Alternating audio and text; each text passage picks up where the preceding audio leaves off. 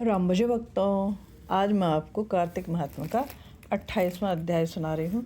धर्मदत्त ने पूछा, जय और विजय ने पूर्व जन्म में ऐसा कौन सा पुण्य किया था जिसे विष्णु भगवान का रूप धारण कर उनके द्वारपाल हुए। गणों ने कहा, प्राचीन काल में तृणबिंदु की पुत्री देवहूति से कर्दम ऋषि द्वारा देखने ही से 2 सुंदर बालक उत्पन्न हुए।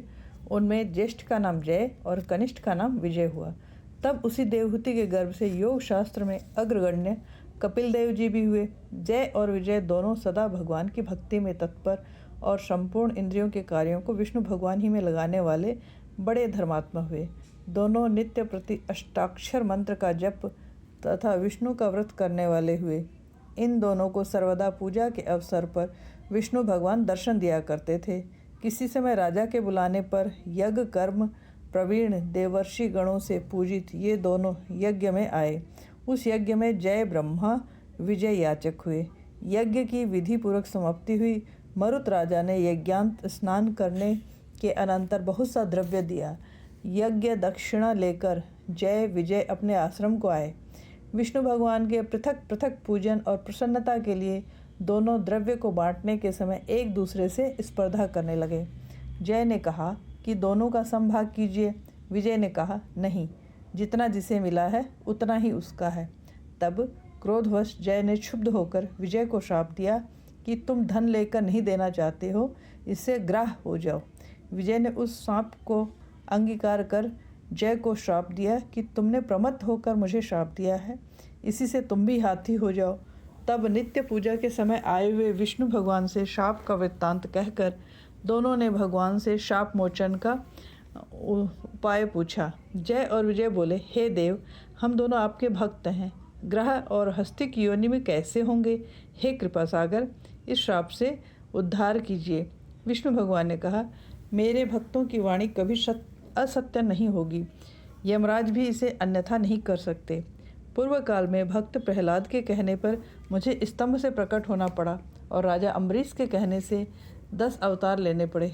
अतः तुम दोनों अपने किए हुए श्रापों को भोग कर फिर मेरे लोक को प्राप्त होगे। ऐसा कहकर विष्णु भगवान अंतर्धान हो गए। गणों ने कहा, तब दोनों गंडकी नदी के किनारे ग्राह और हाथी हुए।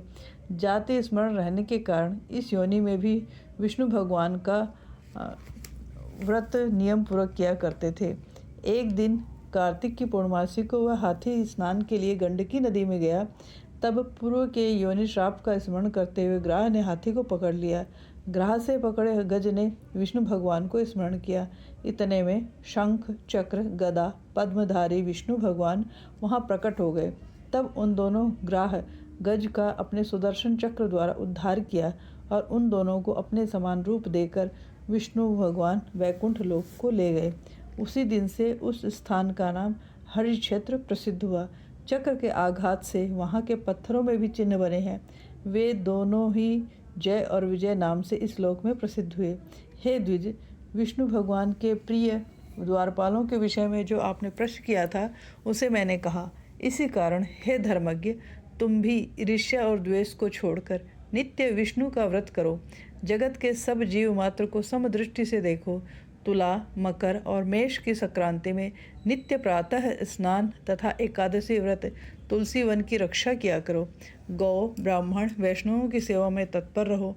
व्रत करने वालों को मसूर कांची बैगन के साग सर्वदा त्याज्य है। हे धर्मदत्त, इसी भांति तुम भी देह छूटने पर विष्णु भगवान के परम पवित्र धाम में हम लोगों के समान गति पाओगे। विष्णु के प्रसन्न करने वाले बाल्यकाल से किए गए इस व्रत के समान फल देने वाले तीर्थ दान तथा यज्ञ एक भी नहीं है। हे विप्र, तुम धन्य हो, क्योंकि तुमने जगत गुरु विष्णु भगवान को प्रसन्न करने वाला व्रत किया है। जिस व्रत का आधा फल प्राप्त करने वाली कलहा को हम लोग वैकुंठ लोक लिए जाते हैं।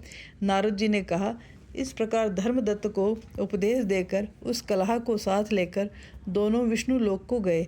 धर्मदत्त भी इस बात का विश्वास करके विष्णु भगवान के व्रत में तल्लीन हो गया और देहांत होने पर दोनों स्त्रियों के साथ विष्णु लोक को गया।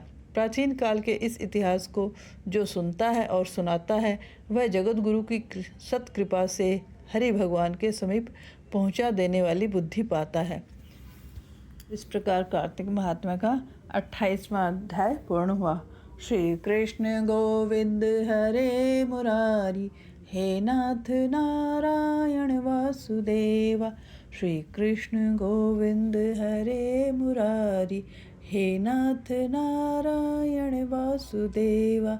श्री कृष्ण गोविंद हरे मुरारी, हे नाथ नारायण वासुदेवा।